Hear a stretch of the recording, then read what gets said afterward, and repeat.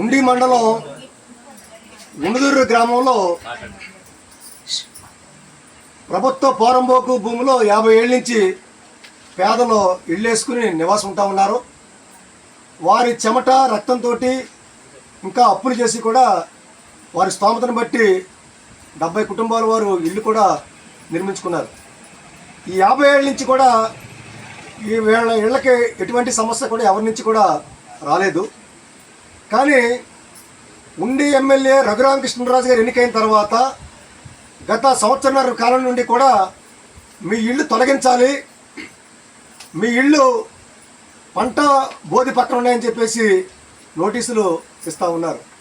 కానీ వాస్తవానికి వీళ్ళ ఇళ్ళు ఏవి కూడా పంట బోధి పక్కన లేవు. వీళ్ళ ఇళ్ళు పక్కన వెనకాల ఉన్నటువంటిది మురుగు కాలువ, మురుగు బోధి, అంతేగాని ఇక్కడ పంట బోధి ఏమీ లేదు. ఇంకా చెప్పాలంటే ఈ గ్రామంలో ఉన్నటువంటి ఏదైతే పంట బోధి ఉందో ఆ పంట బోధి ఒకప్పుడు పంట బోధే.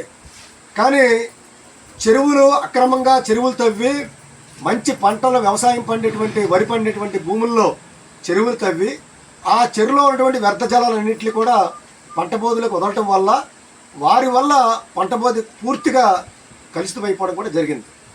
కానీ వాళ్ళ ఏదో ఒక కుంటిసాగు చూపించి ఇల్లు తొలగించేయడం కోసం ఏ ఇల్లు తొలగించేస్తే ఈ ఇళ్ళు వెనకాల ఉన్నటువంటి ఎవరైతే భూస్వాముల భూములు ఉన్నాయో అది ఆక్వాకల్చర్ భూములు కావచ్చు, వరి భూములు కావచ్చు, వారికి రోడ్డు ఫేసింగ్ వస్తుంది, మంచి అంగు ఏర్పడుతున్న ఉద్దేశంతో ఇళ్ళు తొలగించాలనే ప్రయత్నం ఈ ఎమ్మెల్యే గారి ఆధ్వర్యంలో జరుగుతూ ఉంది.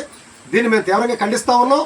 ఇటువంటి చర్యల్ని ఉపసంహరించుకోవాలని చెప్పేసి కూడా మేము కోరుతూ ఉన్నాం. రెండో విషయం ఏంటంటే ఈ కూటమి నాయకులు, పార్టీలు గత ఎన్నికల సందర్భంగా వీళ్ళ ఎన్నికల ప్రణాళికని, మేనిఫెస్టోని విడుదల చేశారు. మేము కనుక అధికారంలోకి వస్తే ఎక్కడైతే పేద ప్రజలు ప్రభుత్వ భూములు ఇళ్ళేసుకుంటారో ఆ ఇళ్ళేసుకున్న చోట 2019కు ముందు ఉన్నటువంటి ఇళ్ళన్నిటికి కూడా మేము పట్టాలు ఇస్తామని చెప్పేసి హామీ ఇచ్చారు. హామీ ఇచ్చి 2 సంవత్సరాలు అయింది. కానీ ఇంతవరకు మీరు పట్టాలు ఇస్తారని చెప్పారు, పట్టాలు ఇవ్వలేదు. మేము పట్టాలు కోరుతూ ఉన్నాం. పట్టాలు ఇస్తామని పట్టాలు ఇవ్వకపోగా మీరు దుర్మార్గంగా ఇళ్ళని కూల్చేయడం కోసం ప్రయత్నం చేస్తున్నారు. ఇది మరీ అన్యాయం. ఇవాళ మంగళగిరి నియోజకవర్గం, లోకేష్ గారి నియోజకవర్గం, మంగళగిరి నియోజకవర్గం, లోకేష్ గారి నియోజకవర్గంలో దాదాపు 18,000 ఇళ్ళకి పట్టాలు ఇవ్వాల్సిన అవసరం ఉంది. గుర్తించారు. ఇప్పటికే 3,000 కుటుంబాలకి పట్టాలు ఇచ్చారు.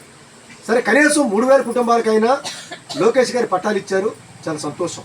అంటే లోకేష్ గారు ఏమో 3,000 కుటుంబాలకు పట్టాలు ఇస్తే ఇవాళ రఘురామకృష్ణరాజు గారు ఇప్పటికే 2,000 ఇళ్ళని నేలమట్టం చేశారు, కూల్చివేయడం అనేది జరిగింది.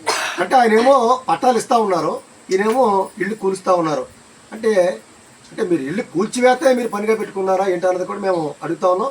మరి ఈ విషయాన్ని మాజీ శాసనసభ్యులు, తెలుగుదేశం పార్టీ పోలిట్ బ్యూరో సభ్యులు రామరాజు గారు, రాంబాబు గారు కూడా ఇది పరిశీలించాలి.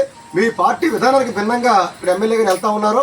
కాబట్టి మీరు దీన్ని నిలుపుదల చేసి ఇక్కడ పేదలకి ఇళ్ల పట్టాలు ఇవ్వాలని చెప్పేసి రాంబాబు గారు, రామరాజు గారిని కోరుతా ఉన్నాం. అలాగే తెలుగుదేశం పార్టీ వర్కింగ్ ప్రెసిడెంట్, మంత్రి గారు, లోకేష్ గారిని కూడా మేము కోరుతా ఉన్నాం. కాబట్టి ఇక్కడ వీళ్ళందరూ కూడా నిరుపేదలు, ఈ ఇల్లు తప్ప మరొక ఆధారం లేని వాళ్ళు.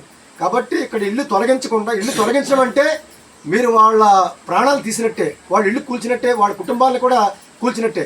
కాబట్టి మీరు అటువంటి అఘాయిత్యానికి పాల్పడకుండా వారికి నివసించిన చోటే ఇల్లు పట్టాలు ఇవ్వాలని చెప్పేసి ప్రజానీకం తరపున, పేదల తరపున మేము కూడా విజ్ఞప్తి చేస్తూ ఉన్నాం.